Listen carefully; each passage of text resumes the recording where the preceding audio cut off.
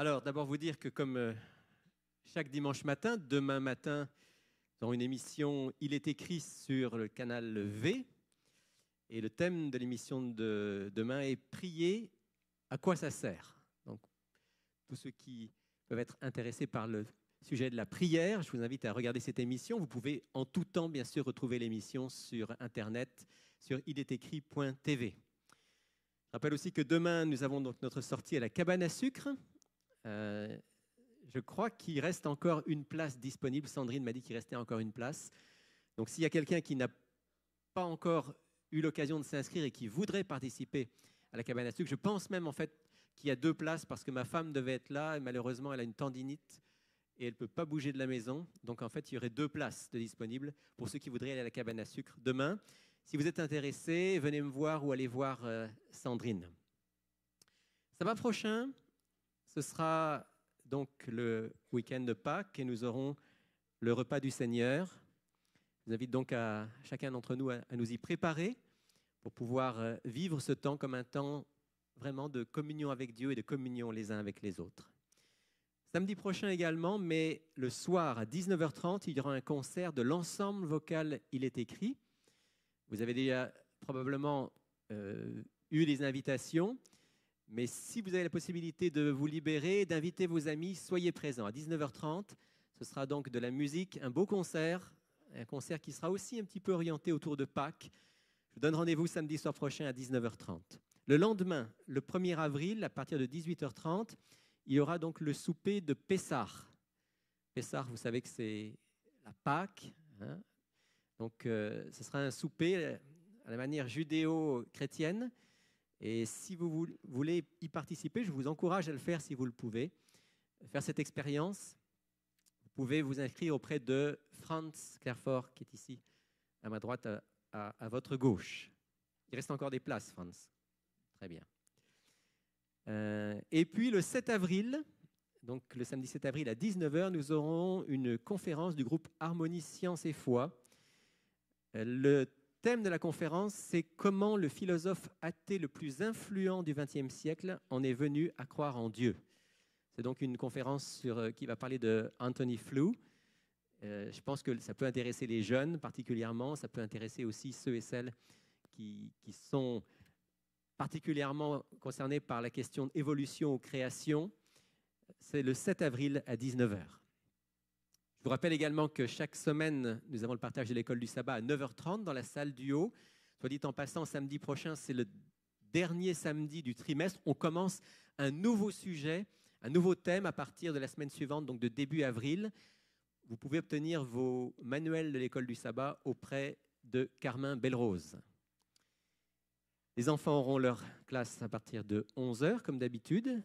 Si vous avez un cellulaire ou quelque chose qui peut sonner, on aimerait vous inviter maintenant à l'éteindre ou à le mettre en mode vibration pour qu'on ne soit pas dérangé pendant le service. Merci à l'avance.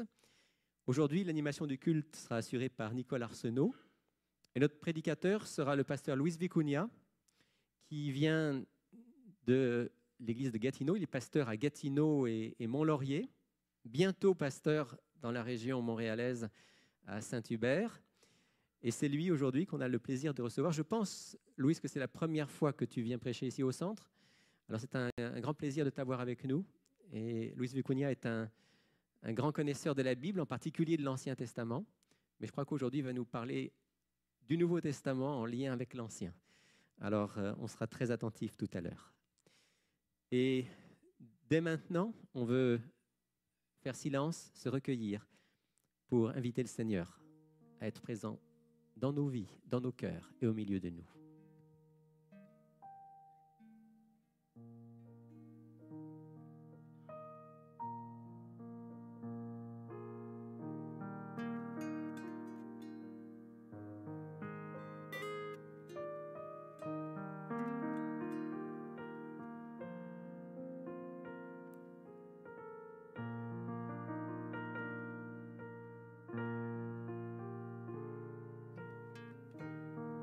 Bienvenue.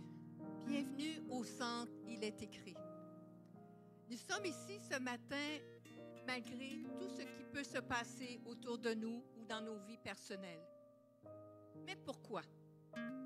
parce que nous croyons que Dieu est là avec nous et qu'il agira dans nos vies.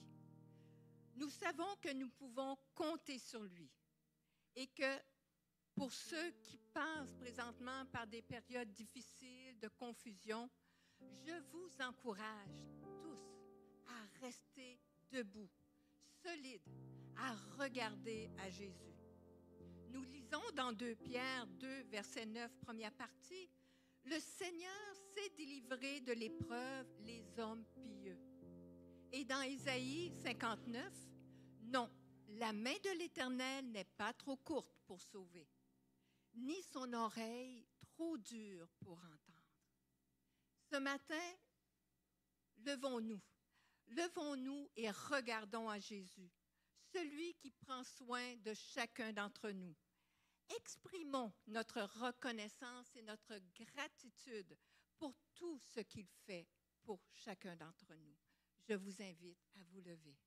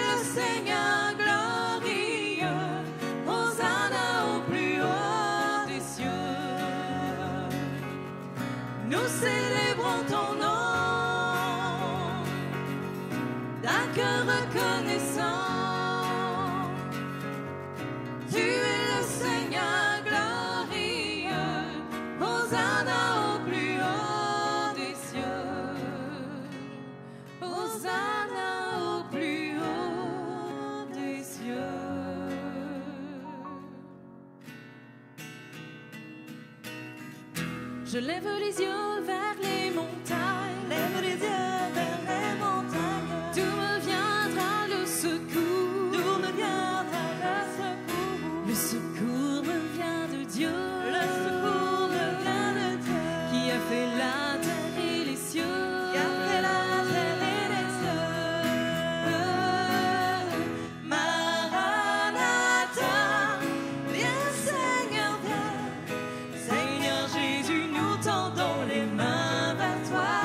Maranatha, viens Seigneur, viens. Et là où tu es, oh, prends-nous avec toi. Je suis dans la joie quand on me dit. Je suis dans la joie quand on me dit. Allons à la maison du Seigneur. Allons à la maison du Seigneur. Car nos peines sont finies. Car nos peines sont finies. Au grand jour de l'éternel. Au grand jour de l'éternel. Maranatha, viens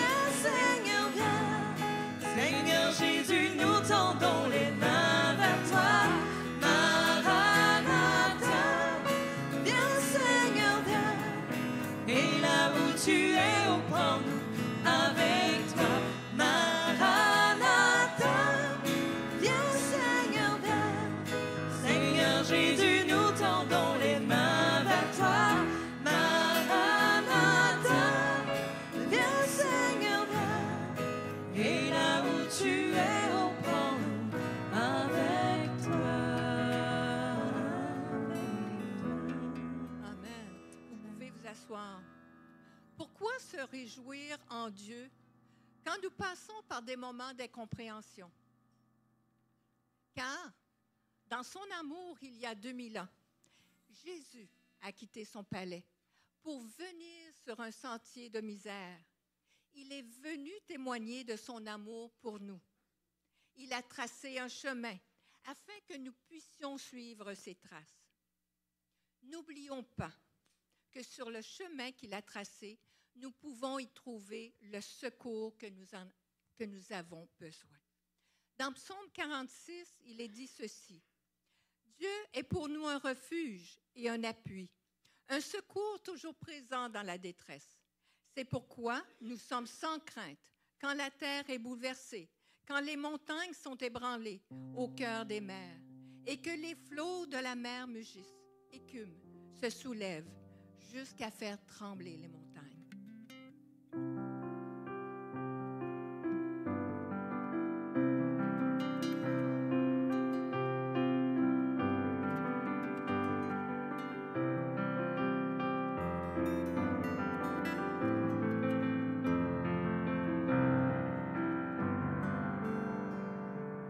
Dieu de lumière élevé dans les cieux, rempli de grâce et de paix,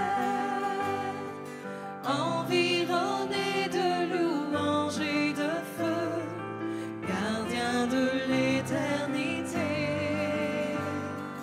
Pourquoi quitter ce palais de bonheur pour un sentier de misère? Par quel amour les chemins de ton cœur ont su trouver nos prières. Reçois l'adoration, tu es le roi de gloire, notre victoire.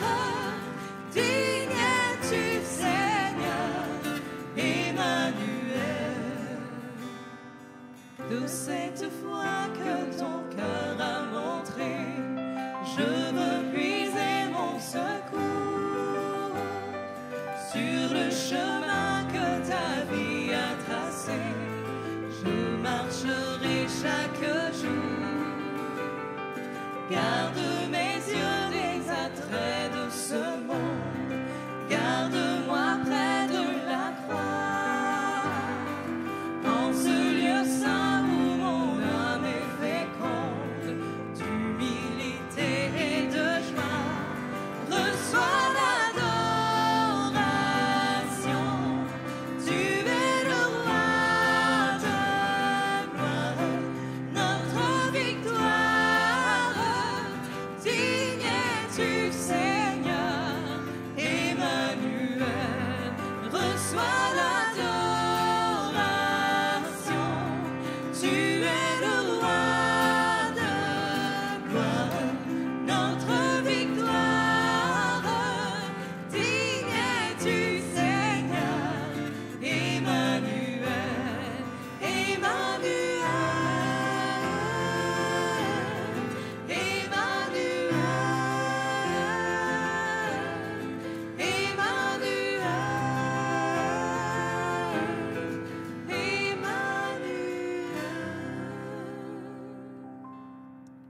Oui, Seigneur Dieu, reçois notre adoration ce matin. Nous sommes ici assemblés parce que nous voulons t'adorer, nous voulons te dire que nous voulons t'appartenir. Il est vrai que durant la semaine, peut-être qu'on s'est éloigné de toi. On a vécu des moments difficiles. Peut-être qu'il y a eu des choses qui nous ont troublés. Mais ce matin, on a pris le temps d'être ici parce qu'on veut te rencontrer. Il est vrai qu'on peut te rencontrer partout sur cette terre.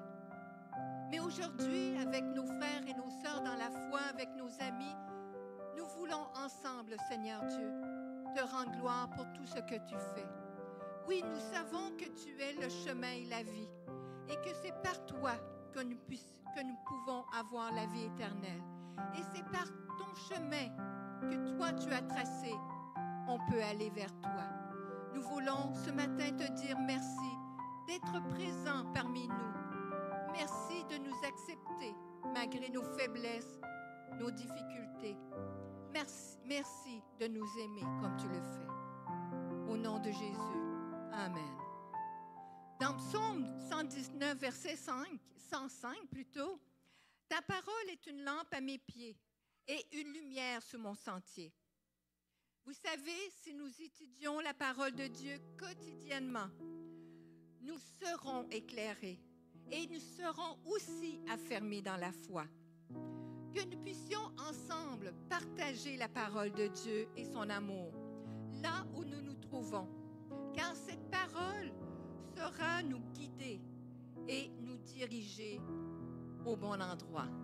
J'aimerais inviter les diacres à venir passer dans les rangs pour ramasser les dîmes et les offrandes.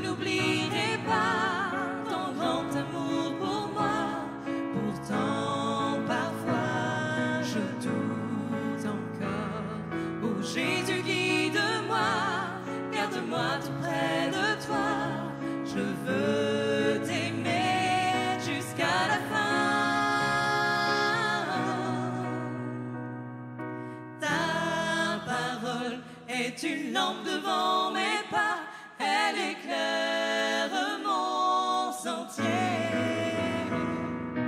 Ta parole est une lampe devant mes pas, elle éclaire mon sentier. Oui, elle éclaire mon sentier. Elle éclaire mon sentier.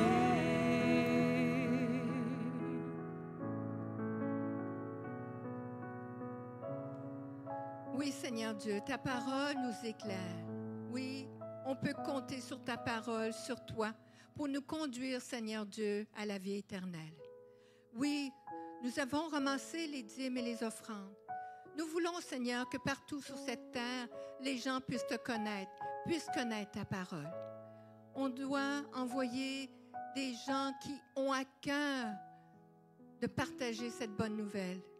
Et cela, ce n'est pas juste ici, mais sur toute la terre. Oui, merci de nous permettre de pouvoir contribuer en apportant semaine après semaine nos dîmes, afin que ta parole puisse être propagée partout. Oui, Seigneur Dieu, nous comptons sur toi et mets en nous ce désir de passer du temps dans ta parole afin d'être éclairés.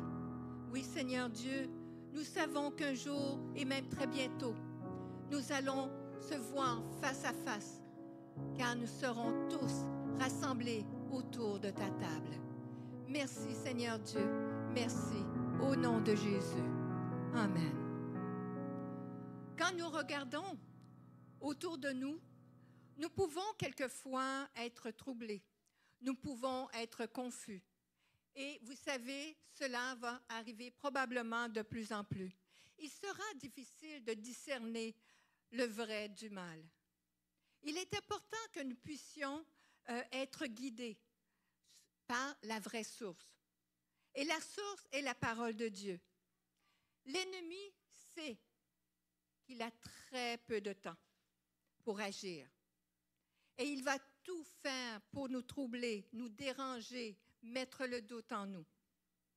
Prenons le temps d'être enseignés par Dieu lui-même, par sa parole. Et je peux vous garantir que son Saint-Esprit va vous guider dans sa vérité. Car c'est en sa parole que nous aurons la vie. Cherchons Dieu de tout notre cœur, de toute notre âme et de toute notre force.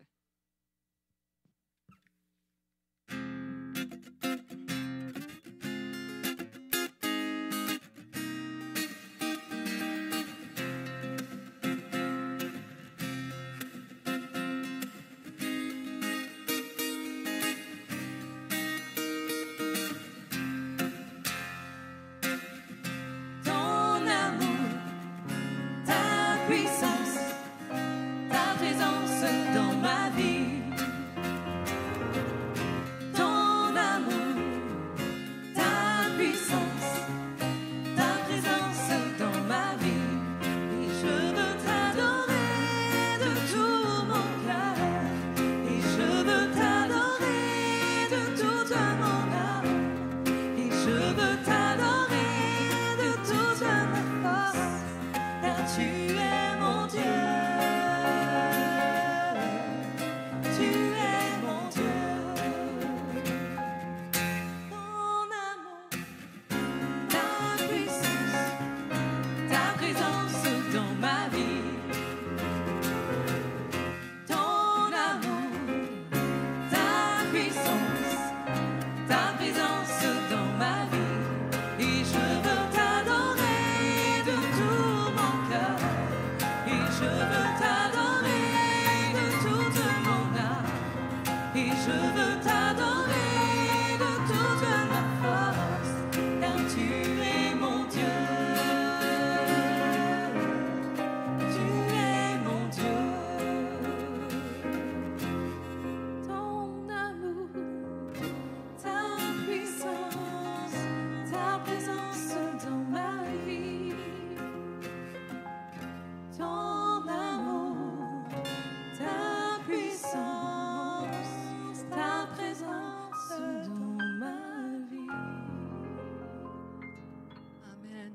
Oui, son amour, sa puissance, et sa présence dans nos vies va faire beaucoup de différence. Sentez-vous ce matin le besoin de vous rapprocher de Dieu? Désirez-vous être éclairé par Dieu, être guidé par lui? Êtes-vous présentement dans une période de confusion, de doute? Ce matin, je voudrais vous inviter à lui parler et à lui dire que vous avez besoin de lui. Ce matin, au tout début, on a lu 2 versets qui disaient ceci dans 2 Pierre. « Le Seigneur s'est délivré de l'épreuve, les hommes pieux. » Et dans Isaïe,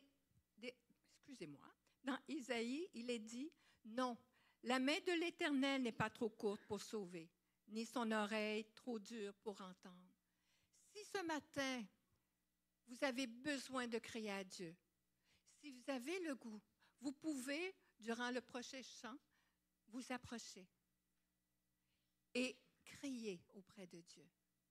Et ensemble, nous pourrons faire une prière. Oh, j'ai besoin de toi. J'ai besoin d'entendre ta voix.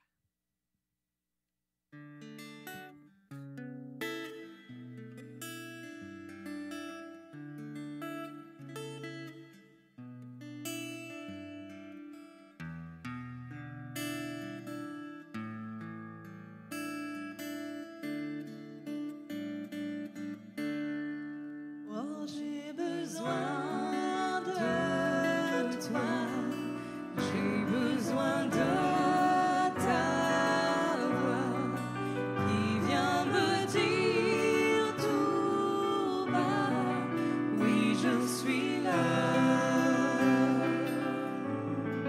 Viens te poser sur moi, viens me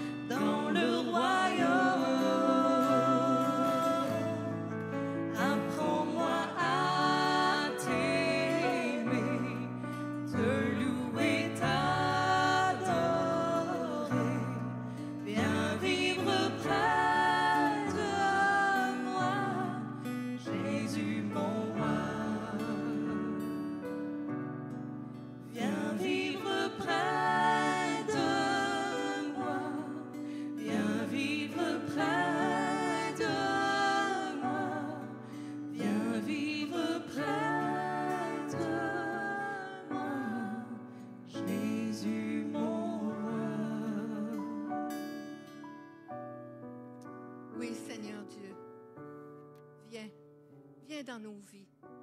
Tu connais toutes ces personnes qui sont ici ce matin. Tu connais aussi les personnes qui nous écoutent présentement sur Internet ou qui vont peut-être écouter ce culte durant la semaine.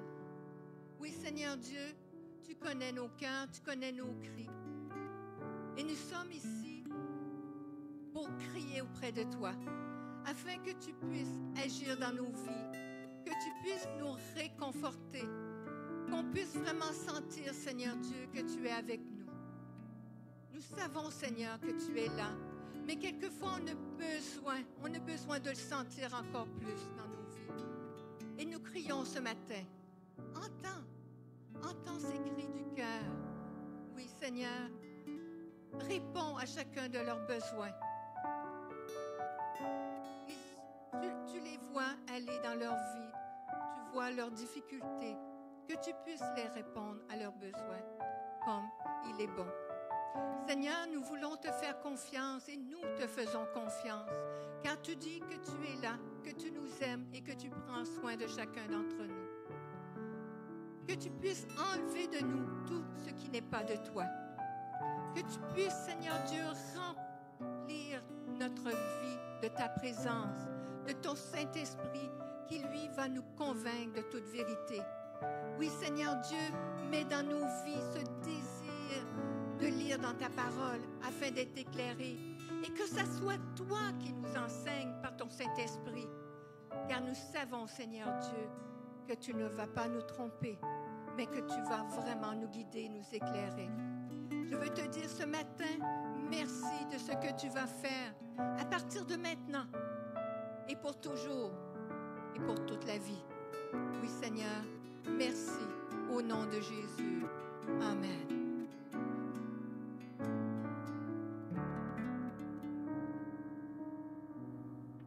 J'inviterai Rémi à venir. Il semble qu'on a une présentation d'enfants encore ce matin. Gloire à Dieu pour cela.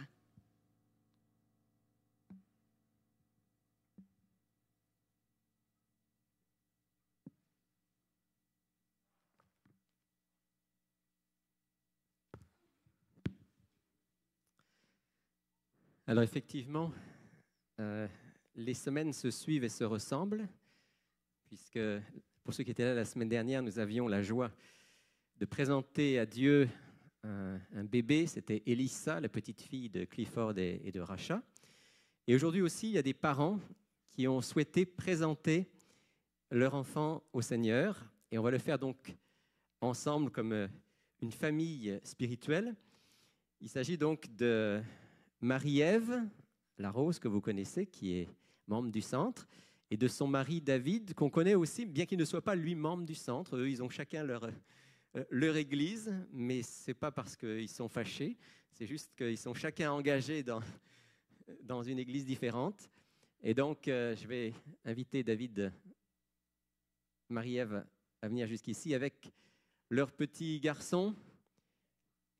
Est-ce que vous connaissez ce petit garçon? Vous savez comment il s'appelle? Il s'appelle Adam. Il s'appelle Adam. Et donc, David et Marie-Ève ont déjà prévu que bientôt, il y aura une petite fille, Ève, qui va venir pour compléter la famille. Voilà. Alors, David, Marie-Ève, on a eu l'occasion de se rencontrer déjà il y a quelque temps. Je ne veux pas vous faire un long discours, surtout que vous savez ce que représente ce geste. Je voudrais juste lire avec vous un verset qui se trouve dans le livre des Proverbes. Et le livre des Proverbes, au chapitre 22, verset 6, dit ceci. « Instruis l'enfant selon la voie qu'il doit suivre, et quand il sera vieux, il ne s'en détournera pas. » On avait parlé ensemble quand on s'est vu du fait que la prière que nous allons faire maintenant, c'est bien sûr une prière pour Adam, parce qu'on souhaite que Adam puisse continuer à se développer en pleine santé.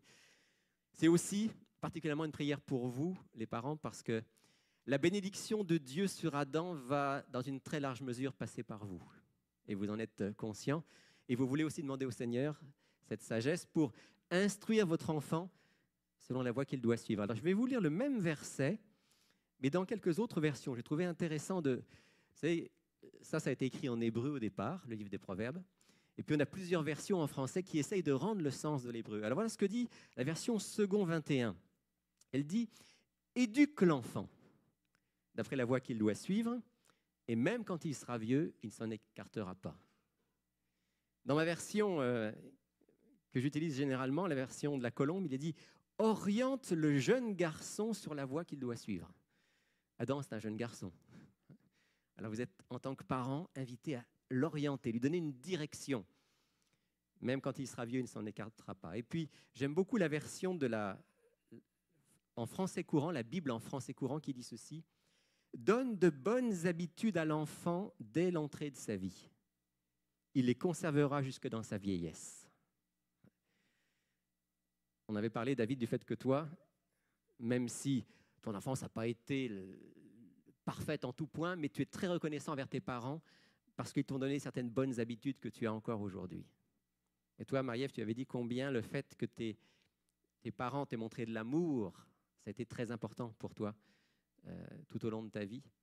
Alors que Dieu puisse mettre dans votre cœur cet amour, cette sagesse pour pouvoir apporter à Adam tout ce dont il a besoin.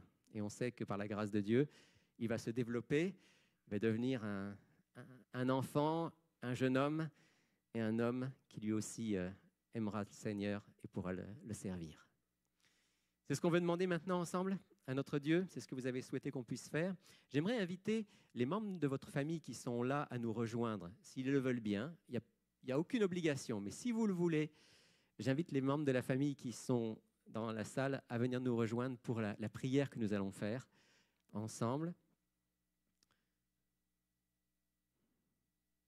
Alors, il y a beaucoup de membres de la famille, je vois. En fait, on va prier pour la tribu.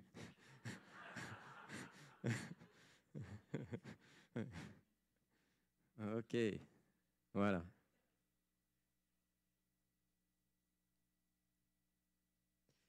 Voilà. Voilà. Et j'aimerais inviter l'Assemblée, si elle veut bien, à se lever pour que nous puissions prier ensemble. Et je vais m'approcher de vous. Prions ensemble. Père Céleste, c'est une grande joie de pouvoir aujourd'hui nous retrouver ici comme une famille spirituelle, avec cette famille que David et Marie-Ève ont constituée et leur petit garçon Adam. C'est merveilleux, Seigneur, un enfant qui naît, un enfant qui grandit. Difficile parfois, mais tellement extraordinaire. Tu es notre Créateur, tu es celui qui a donné la vie, tu es celui qui continue à soutenir Adam, à lui permettre de se développer. Et Seigneur, maintenant, avec toute la famille réunie ici, et en tant que famille spirituelle du centre, nous te prions pour que Adam puisse vraiment grandir en bonne santé, puisse grandir dans l'amour, en recevant de ses parents, comme on l'a lu, ces bonnes habitudes qui vont structurer sa vie. Et aussi, Seigneur, qu'il puisse apprendre à te connaître. Qu'un jour, il puisse choisir librement, parce que tu nous as créés libres, Seigneur. Qu'un jour, il puisse choisir librement de t'appartenir et de te suivre et de te servir. Je mets entre tes mains, Père Céleste, spécialement David, dans son rôle de père. Tu sais combien un papa est important pour un petit garçon. Bénis-le, donne-lui la sagesse, donne-lui de prendre le temps, tout le temps nécessaire pour son fils et de lui apporter les repères, les points de repère dont il a besoin. Je prie pour Marie-Ève en tant que maman, et tu sais aussi à quel point une maman est importante. Donne à Marie-Ève tout l'amour, toute la sagesse, toute l'affection, toute l'attention, et de pouvoir aussi contribuer à donner à Adam ces belles habitudes qui feront de lui un jour un homme équilibré. Seigneur, nous pouvons faire le mieux possible, mais on a besoin que toi aussi tu interviennes parce que nous sommes imparfaits. Et je pense aussi aux grands-parents, aux oncles et aux tantes, à tous ceux qui, autour, vont contribuer à aider Adam à forger sa personne, sa personnalité. Bénis chacun, Seigneur, et qu'ensemble, ils puissent collaborer à cette œuvre extraordinaire de l'éducation qui un jour culminera dans ton royaume. Merci encore, Seigneur. Répands ta bénédiction sur toute la famille et spécialement sur Adam, au nom de Jésus. Amen. Ça fait plaisir de voir toute cette belle famille. Je vais inviter la famille à redescendre, sauf David, Marie-Ève et Adam, pour qui j'ai encore quelque chose. Oui, vous aurez l'occasion de prendre des photos après, ne vous en faites pas. Si vous voulez vous rapprocher de moi. Je veux, de la part du Centre Il est écrit, vous offrir un livre qui s'intitule « Comment vraiment aimer votre enfant ». Je suis persuadé que vous aimez votre enfant. Je n'ai aucun doute là-dessus.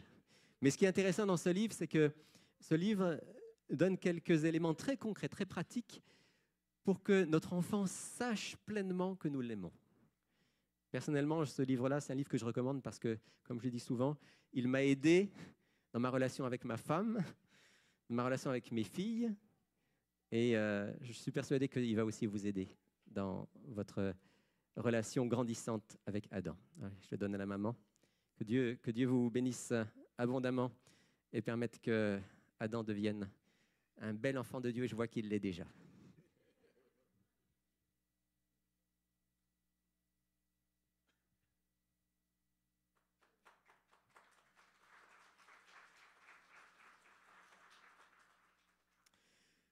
Voilà, je vais maintenant laisser la parole à mon ami Luis Vicuña. Je le disais tout à l'heure pour ceux qui étaient présents. Il est pasteur, aussi docteur en théologie. Il est actuellement pasteur à Gatineau et à Mont-Laurier, mais très prochainement, il va se rapprocher de nous puisqu'il sera pasteur des églises de Saint-Hubert et de Granby. Et c'est avec beaucoup de plaisir maintenant que je vais lui céder la place.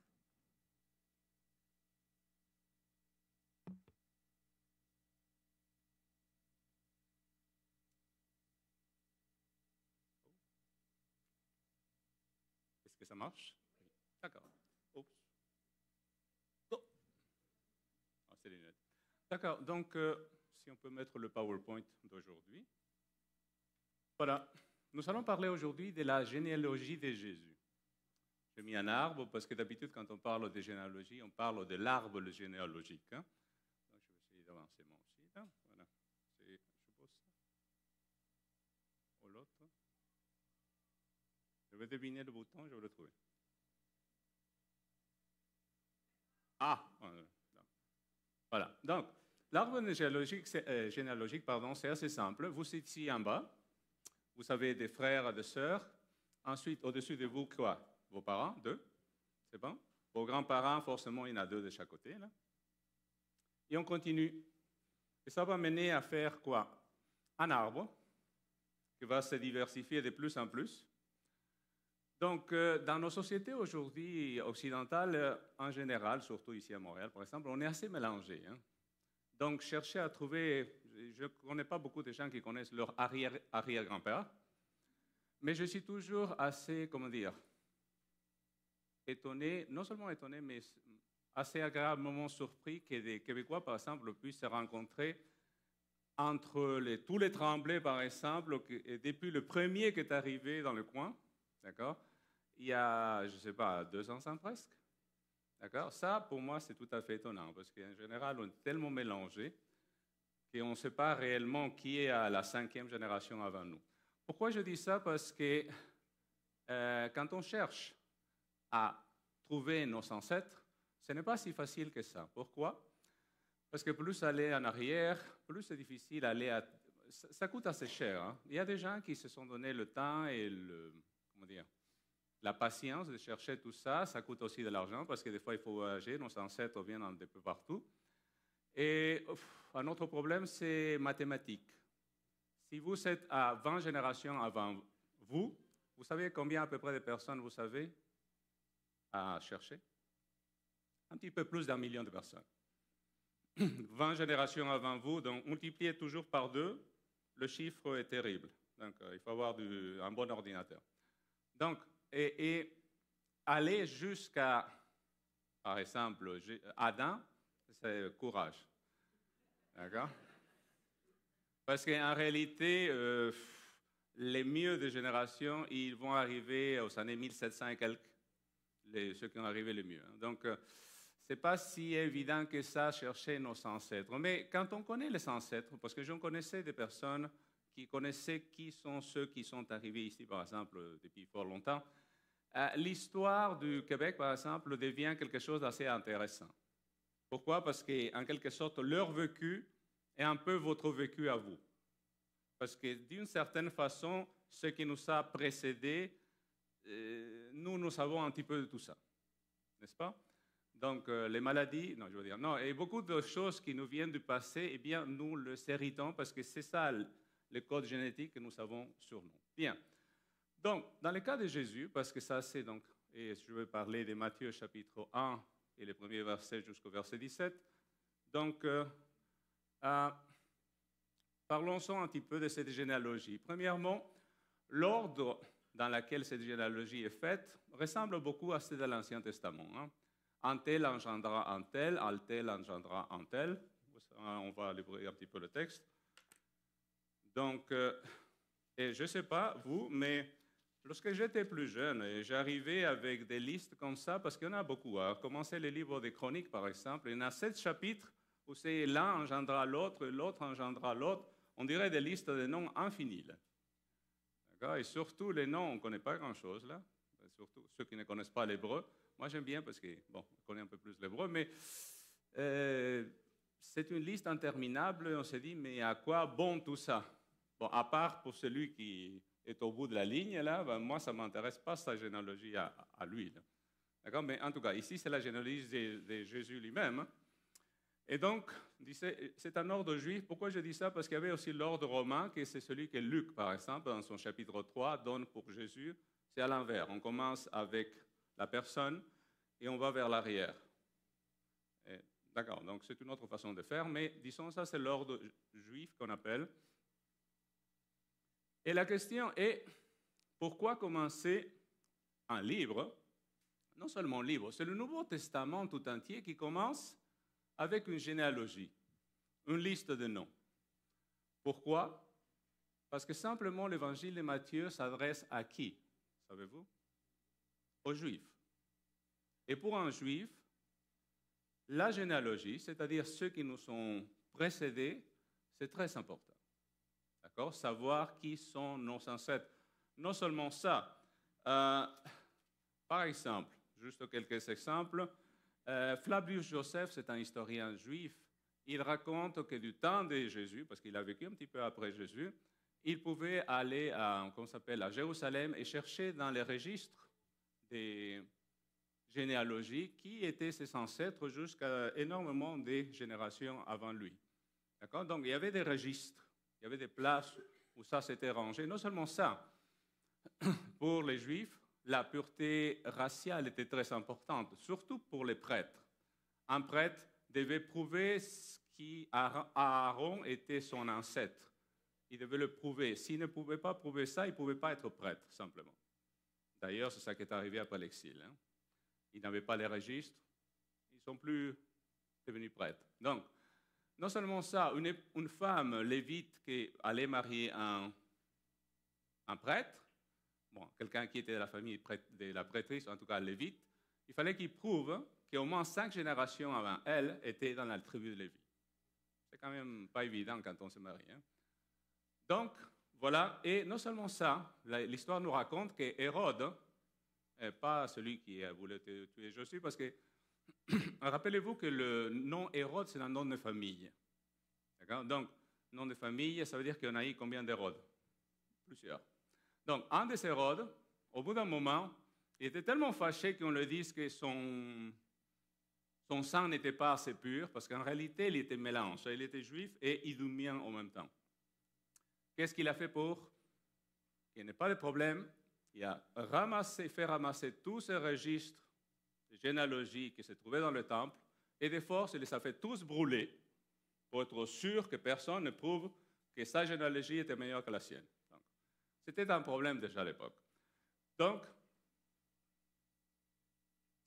je vous dis, au temps de Jésus, à l'époque de Matthieu, on pouvait facilement tracer la généalogie des ancêtres. Donc, la pureté raciale était importante Et donc, c'est dans ce contexte-là que l'évangile de Matthieu commence.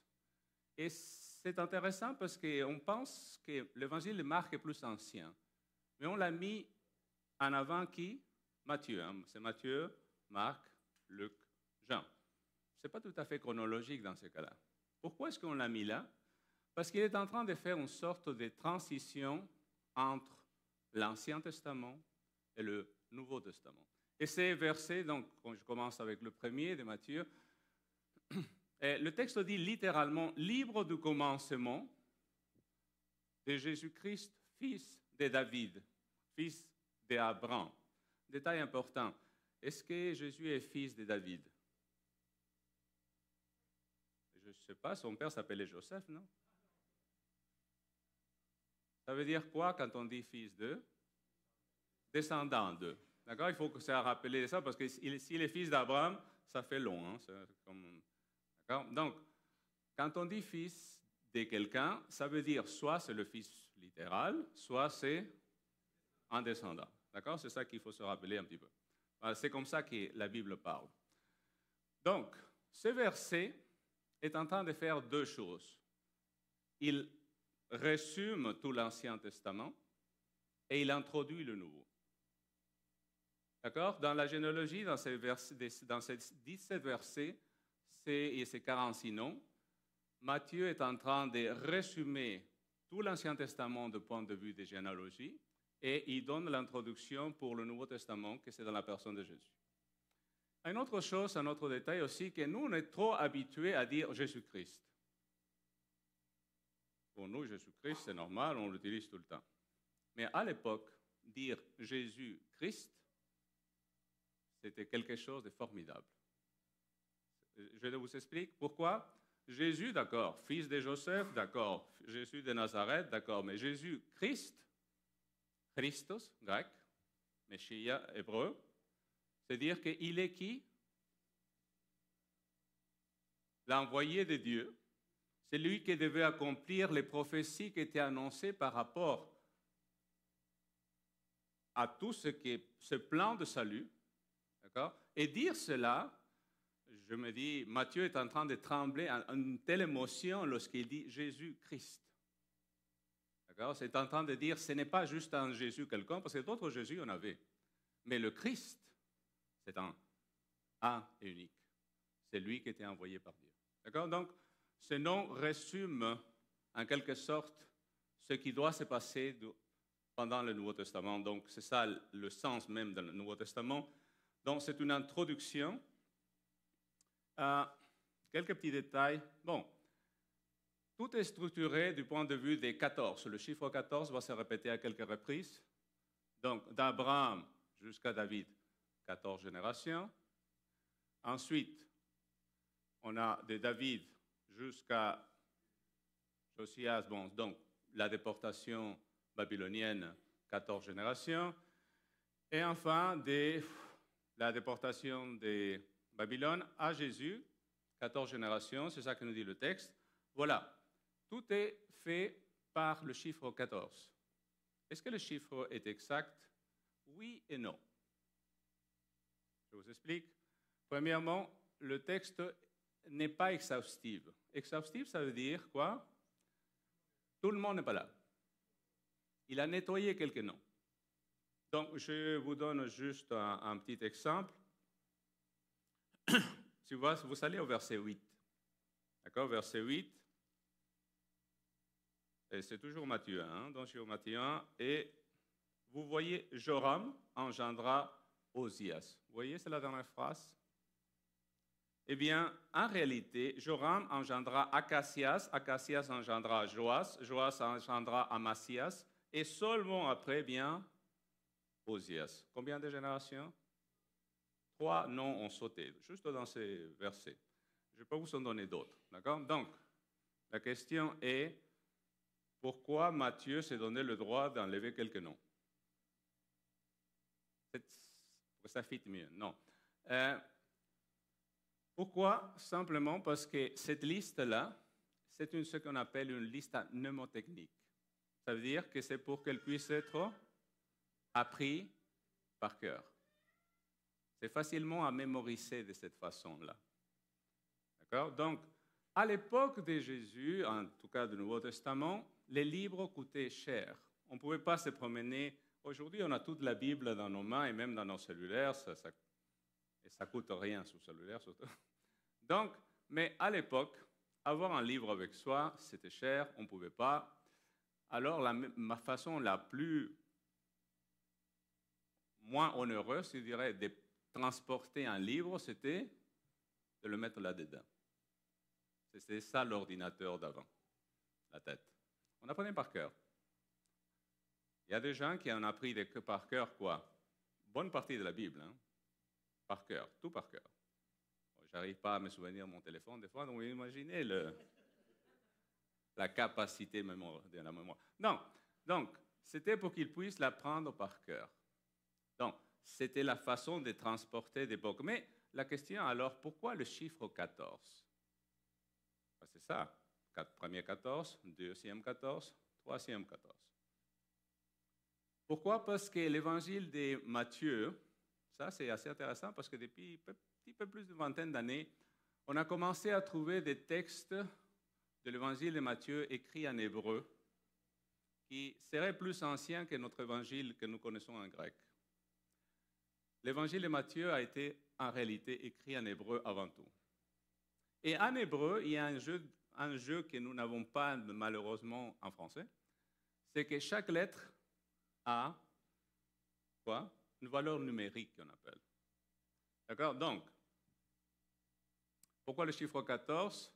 Je le mets en hébreu là au début, c'est un dalet, vav, dalet. Le D numériquement veut dire 4, le vav veut dire 6, et à nouveau le dalet veut dire 4, et ensemble font 14. Est-ce que vous savez qu'est-ce que c'est le nom que je viens d'écrire? DVD. Ce n'est pas un DVD. Hein? Donc, c'est le nom de David, c'est ça. David. D'accord? Ce que Matthieu cherche à nous dire, c'est que Jésus est le véritable descendant de qui? David, donc le véritable roi d'Israël, d'une certaine façon. Et ça, grâce au chiffre 14. C'est pour ça qu'il insiste sur ça, pour ça qu'il a sauté et enlevé quelques noms pour que ça fasse le chiffre qu'il voulait. Ça va? C'est une façon de faire. Et il y a autre chose aussi. Le 14, ça vous fait penser à quelque chose d'autre. 2 fois 7, très bien, chiffre de la perfection. Mais une autre chose, c'est... il avance pas. Voilà. Le chiffre 14 reflète aussi le mois lunaire de 28 jours. Hein. Et on va parler un petit peu plus parce que ici, on est du temps d'Abraham. Au temps d'Abraham, le peuple d'Israël s'est composé de combien de personnes?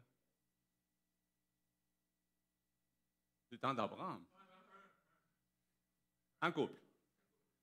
Jusqu'à qu'il commence à avoir des enfants et ensuite. Donc, c'était vraiment pas nombreux. Hein. On arrive donc à quelle époque?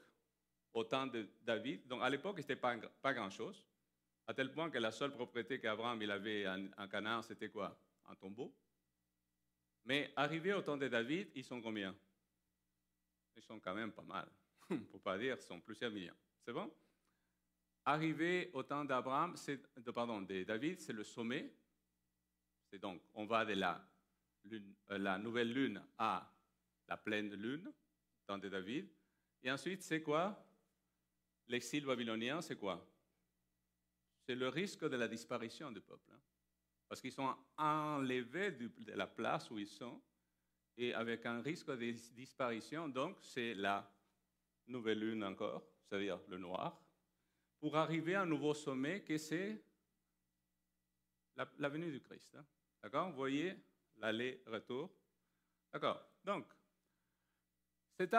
l'ordre généalogique l'ordre de cette généalogie est aussi symbolique de quelque chose d'un peu plus grand. Si vous remarquez, donc, j'avais parlé de David, etc., mais c'est la situation de l'être humain à ses débuts. Qu'est-ce que je veux dire? Au début, Dieu a créé un monde parfait. Adam et Ève vivaient dans un jardin magnifique. C'était tout était parfait, mais qu'est-ce qui est arrivé? Le péché est arrivé, la chute est arrivée, et tout était perdu d'une certaine façon. Et pendant des siècles et des millénaires, le monde a attendu l'accomplissement de ce plan de salut. Et ce plan de salut va s'accomplir avec qui? À la venue de Jésus. Et c'est Jésus donc qui va accomplir ce plan qui nous permet de sortir de notre monde misérable vers le monde de lumière que le Seigneur nous appelle. Donc, allons parler un petit peu des femmes. Est-ce que vous avez remarqué que dans cette liste, il y a des femmes? La première qui est mentionnée, c'est Tamar. Ensuite, il y a qui? Rahab, Ruth et comment ça s'appelle? Non, Bathsheba, pardon. Et enfin, c'est Marie. On a 5 femmes. On va parler pas mal de femmes, mais je commence avant de parler des femmes avec une petite histoire.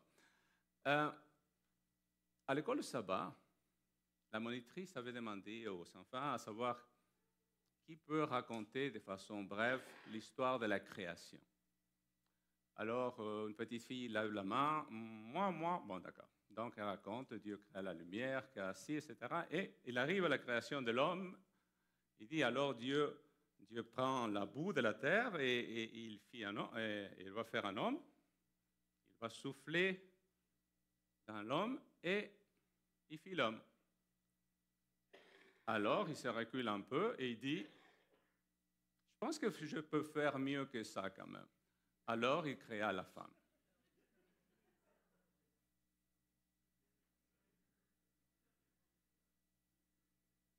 Oh, c'est une blague, hein? Donc, mais je veux dire ça parce que je veux aller dans le sens inverse cette fois-ci, parce que ça c'est, je cite donc ici, Rabbi Judah ben Ilai, il dit que chaque matin, et ça c'est pratiqué par les Juifs encore aujourd'hui, hein, moi, du fait que je suis gaucher, je dois mettre le téphilim dans ma main droite, on doit attacher la corde en cuir jusqu'à peu près là, d'accord? On doit s'attacher une petite boîte ici, que c'est un téphilim qu'on l'attache dans le dos, derrière la tête. Et ensuite, qu'est-ce qu'on fait? Il faut dire les prières du matin. Mais je ne le dis pas en hébreu, je le dis en français. D'accord? Et qu'est-ce qu'on dit? Une des premières choses qu'on dit, on les appelle des glorifications. Et la première, c'est « Loué sois-tu car tu ne m'as pas créé femme. Loué sois-tu parce que tu ne m'as pas créé païen. Et loué sois-tu parce que tu ne m'as pas créé ignorant. » Et ça, c'est chaque mâle juif, non, homme juif, doit faire cette prière le matin. Disons, en tout cas, mon point de vue, c'est pas mal misogyne. D'accord? Mais ici, nous avons le nom des 5 femmes, et des 5 femmes qui, je veux dire, pourquoi Matthieu n'a pas mis Sarah, Rachel, je ne sais pas, quelqu'un de bien, quoi. D'accord? Quelqu'un qui passe partout, là, et... Non, il a choisi le pire du pire. Il choisit Tamar, une étrangère cananéenne qui commet l'inceste avec son beau-père. Il choisit Rahab, une prostituée de Jéricho. Il choisit Ruth, une Moabite. Il choisit Bathsheba, une femme adultère. De plus, Hittite, parce que Marie avec un Hittite, donc d'origine étrangère. Pourquoi choisir ces femmes-là? Il aurait pu faire autrement. Il aurait pu bien s'en passer.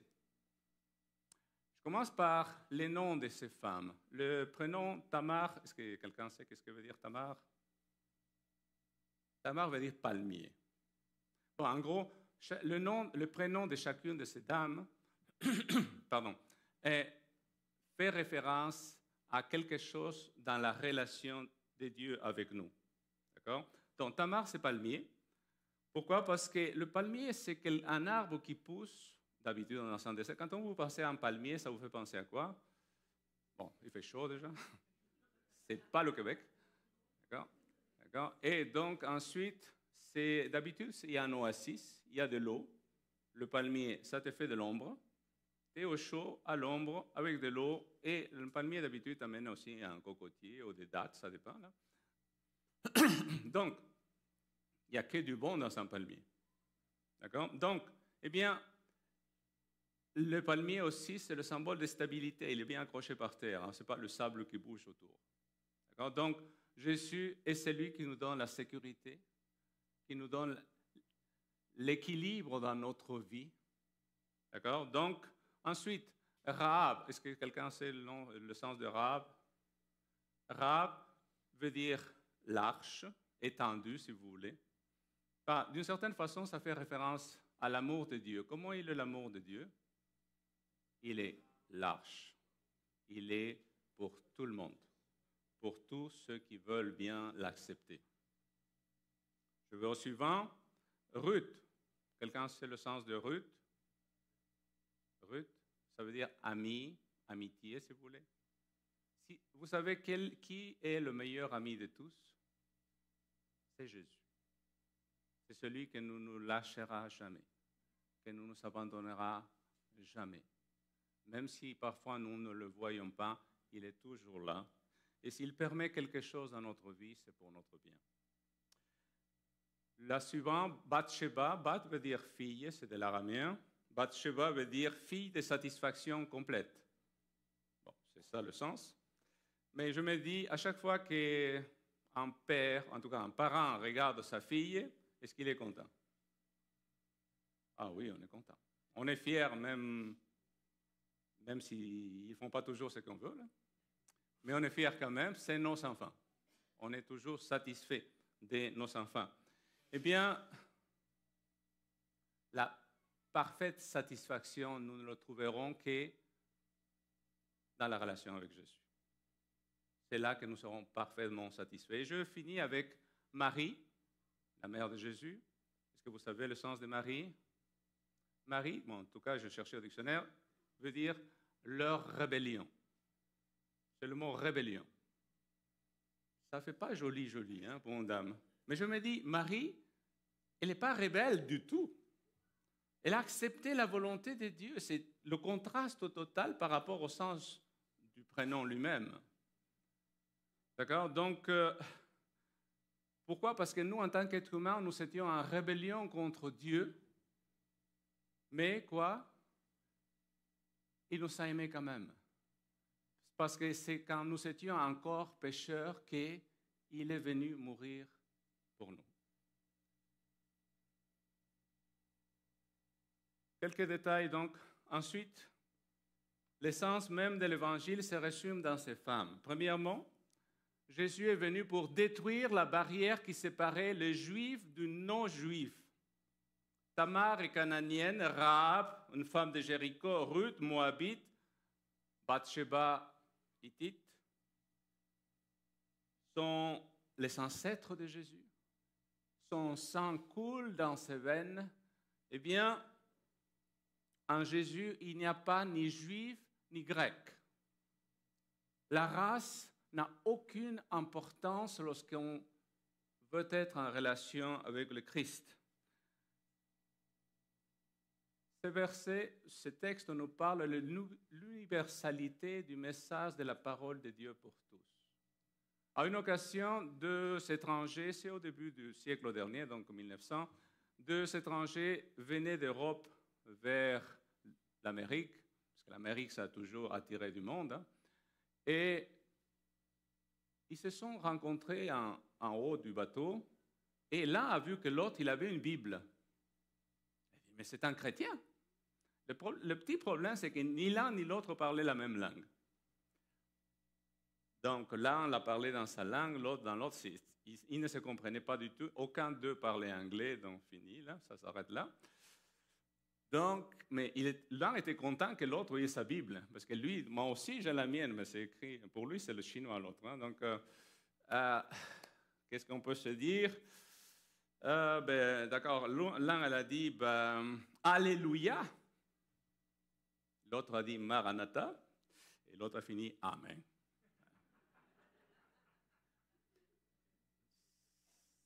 Au moins ça, ils sont en commun. Et ils étaient contents, assis l'un à côté de l'autre. J'ai déjà été dans une église en Allemagne. La première fois que je suis allé là-bas, et je vous dis, c'est du chinois. Jusqu'au jour où j'ai vécu sur place. Donc, j'ai passé un certain temps et j'ai appris leur langue. Mais bon, ça, c'est une autre histoire. Mais au début, quand vous entendez une langue, c'est du bruit, ça. D'accord. Bon, en tout cas, donc, Jésus est venu détruire la barrière qui divisait quoi? Les Juifs de non-Juifs. Je suis venu détruire la barrière qui séparait les hommes des femmes. En général, dans les généalogies, il n'y a pas de nom de femmes. Matthieu inclut le nom de femmes dans sa liste. Pourquoi? Parce que Dieu utilise quiconque veut se laisser guider par lui. Homme, femme, il n'y a pas de division devant Dieu. Nous sommes tous égaux. Vu du ciel, vous savez, nous sommes tous comme des fourmis, même taille. Que nous ayons 1 million en banque ou 0. Aux yeux de Dieu, c'est pareil. Hommes et femmes, nous sommes égaux dans le plan de Dieu. Ensuite, Jésus est venu pour détruire la barrière qui séparait le saint du pécheur. Pour accomplir son dessein, Dieu choisit des gens qui ont été des pécheurs dans le passé. Pour Dieu, ça n'importe peu, tant qu'on veut permettre que le Saint-Esprit agisse à travers nous. Tant qu'on permet que Dieu nous utilise pour le bien. Certes, c'est des grands pécheurs, mais Matthieu 9, verset 13 dit « Car je ne suis pas venu pour appeler des justes, mais des pécheurs à la repentance. » C'est ça que le Seigneur cherche. Ces 4 femmes, ils sont toutes, et même Marie, quelque chose de scandaleux dans leur relation avec leur mari. Oui, mais aux yeux de Dieu, ça importe peu. Dieu les utilise comme ses instruments pour sa gloire. Et son Fils vient à travers ces femmes, et c'est pour la gloire de Dieu. Ça importe peu notre passé. Ça importe peu ce qu'on a pu faire dans le passé.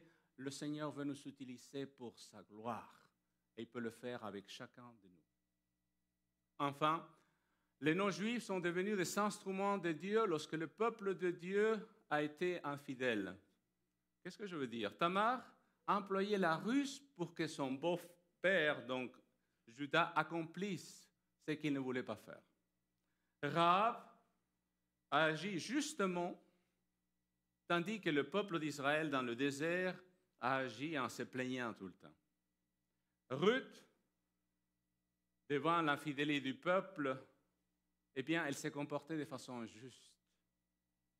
Eh bien, encore, Uri, le mari de Bathsheba, était juste, tandis que Bathsheba et encore David ont cherché sa mort.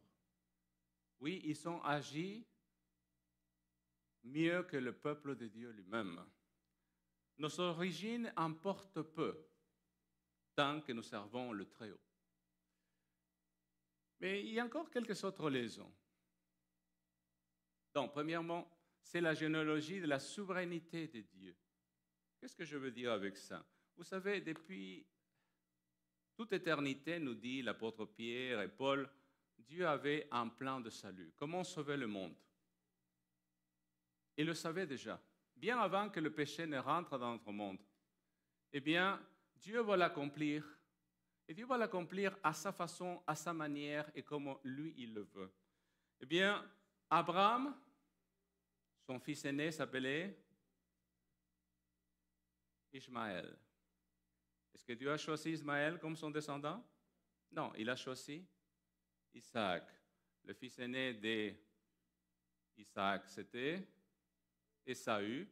Et Dieu a choisi Jacob. Le fils aîné de Jacob était Ruben. Et Dieu a choisi Judas, le 4e. C'est bon. Et on pourrait faire la liste comme ça. C'est-à-dire, ce n'est pas le premier-né qui importe. c'est celui qui est fidèle à Dieu qui intéresse à Dieu. Et encore pire dans le cas de David. Hein. Il est le combien, lui? Il est le 7e. Et Dieu le choisit, lui. Parce qu'il a le cœur que Dieu veut. Parce que c'est ça qui compte aux yeux de Dieu. Ce n'est pas les droits d'aînesse qui l'importent, c'est le choix de Dieu. Parce qu'il connaît le cœur. Point suivant, c'est la généalogie de la royauté. Pour les Juifs, savoir de quels ancêtres venaient un tel était très important pour le droit d'héritage et encore plus important dans le cas d'un roi. Et ici, c'est que Matthieu est en train de nous dire, oyez, oyez Israël, voici qui? Votre roi. Le véritable, pas le roi physique qui va dominer, mais le roi spirituel qui nous amène vers le royaume de Dieu. Parce que c'est un nouveau royaume que Jésus est en train d'instaurer. C'est le royaume du Christ. Et ce lignage est en discuté. On ne peut pas discuter ce lignage. Pourquoi? Parce qu'on peut le confirmer. On peut aller à Jérusalem, chercher dans les généalogies et prouver que Jésus est réellement descendant de David, d'Abraham. C'est encore la généalogie de la grâce. Qu'est-ce que je veux dire avec ça? Dieu est descendu et il s'est fait homme. Et il n'est pas descendu du ciel comme un ange, il n'est pas descendu comme un super-homme, il est descendu comme n'importe lequel d'entre nous. Et les ancêtres que Dieu s'est choisis aux yeux du monde laisseraient beaucoup à désirer. D'accord? Parce qu'il y a des bons, c'est vrai, il y a des héros de la foi, dont Abraham, par exemple, Isaac, Ruth, mais certains qui n'ont pas de bonne réputation, dont Rahab, Tamar et d'autres. Il y a des gens qui sont littéralement méchants dans cette liste. D'accord? Donc,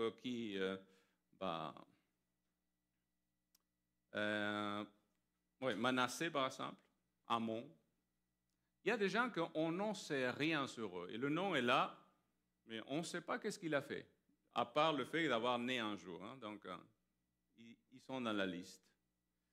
Ce que je veux dire avec ça, Jésus, parce que chacun de nous, en quelque sorte, est une sorte d'autobus où tous les ancêtres voyagent là-dedans, hein, génétiquement parlant.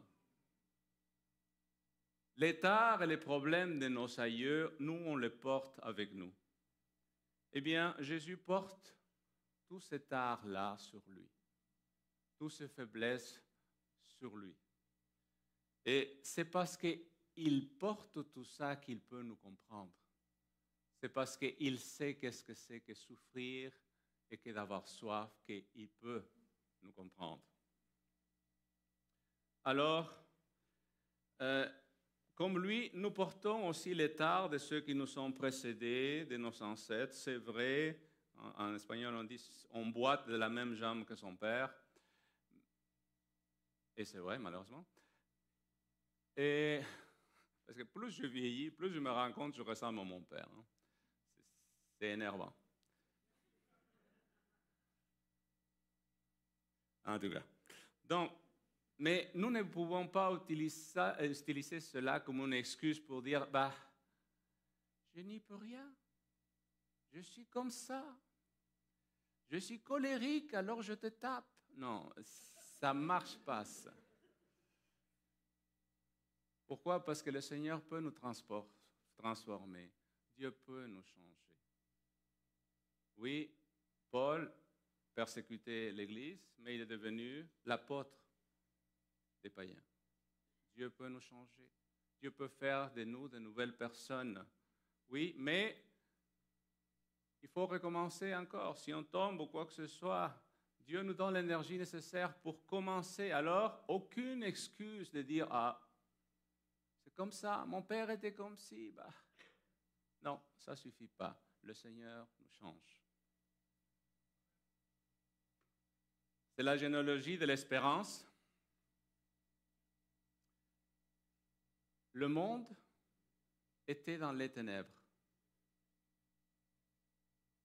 on était tous condamnés à être détruits de la mort éternelle. À une occasion, un peintre faisait un dessin et c'était obscur, noir. Et celui qui regardait à côté dit, mais tu penses que tu vas réussir à vendre ça là? C'est tellement terne, tellement obscur. Mais attends un petit peu, tu vas voir, je n'ai pas fini. Bon, le moment où on a fini, à un moment, dans la petite maison qu'il avait fait sur un côté, il dessine une lumière à l'intérieur de cette maison. Et tout d'un coup, cela illumine tout le reste. Lorsque Jésus est arrivé, c'est la lumière du ciel qui est venue dans les ténèbres. Et lorsque la lumière est venue, malheureusement, les ténèbres ne l'ont pas reconnu. Mais pour ceux qui l'ont accepté et ceux qui l'ont suivi, il a le pouvoir de nous donner la vie éternelle. C'est la généalogie de la fidélité de Dieu. Depuis des siècles, le peuple d'Israël attendait la venue de celui qui leur devait donner ce qu'ils s'attendaient, mais ils ne savaient pas exactement quoi attendre au bout d'un moment, l'histoire étant tellement longue. Mais ils s'attendaient la venue du Messie, celui qui devait venir, tout le rêve humain des beautés, des bonheurs devait s'accomplir à travers lui. Eh bien, la promesse a été accomplie. Christ est venu. Et aujourd'hui, grâce à lui, nous avons l'assurance de la vie éternelle. Je finis avec un dernier détail, et ça, vous le compterez à la maison. Dans la dernière liste, en réalité, il n'y a pas 14 noms. Il y en a 13. La question est, est-ce que Matthieu s'est trompé? Non. Ça, c'est ce qu'on appelle avoir un but théologique. Matthieu, il a une raison très précise pour cela. Et vous savez quoi? C'est pour que vous, c'est moi, nous puissions mettre notre nom à cette place-là. Afin que nous et chacun de vous puisse dire, moi aussi, je veux faire partie de sa famille. Moi aussi, je peux être inclus dans cette grande famille que c'est la famille de Dieu. Je peux encore aujourd'hui, et vous savez, dans le ciel, la liste des noms des sauvés, le livre de vie que la Bible appelle, est encore en train de s'écrire. Et on peut encore inclure mon nom, votre nom, le nôtre. Et chacun de nous peut mettre son nom parce que la place est là. Et cette place est pour vous, cette place est pour moi. Mais pour pouvoir participer à cette place, il faut que j'ai le même esprit qu'avait Matthieu lorsqu'il a écrit ce texte, afin que je détruise les barrières qui séparent les gens, les uns avec les autres, les hommes avec les femmes, les races quelles qu'ils soient, les différences qui divisent notre monde aujourd'hui, afin que je puisse agir comme le Christ lui-même a agi, à son exemple. Voilà en quelque sorte le message que Matthieu nous laisse. Que le Seigneur nous aide à détruire et à composer un nouveau peuple. Ce peuple nouveau que c'est lui que le Seigneur viendra chercher bientôt. Amen.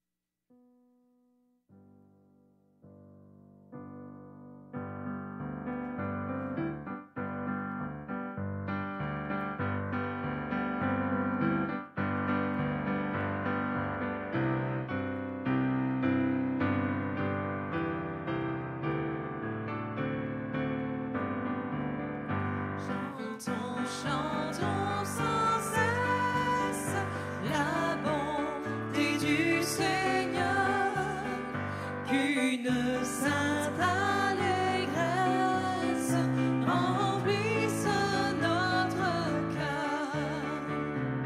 Un salut éternel est descendu du ciel. Nous avons un sauveur, nous avons un sauveur. Au bonheur ineffable, Dieu n'est plus irrité. Il pardonne aux coupables, contre lui révoltés. Pour porter nos forfaits, pour sceller notre paix, Jésus s'est présenté, Jésus s'est présenté. Bientôt vêtu de gloire du ciel, il reviendra, consommant sa victoire, il nous affranchira. Et son heureux enfant, avec lui triomphant, tel qu'il est le verra, tel qu'il est le verra.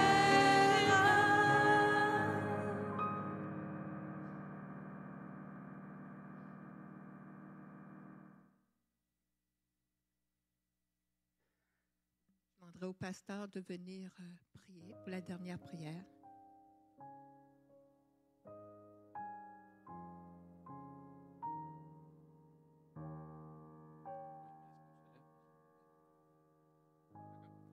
Lèvons-nous.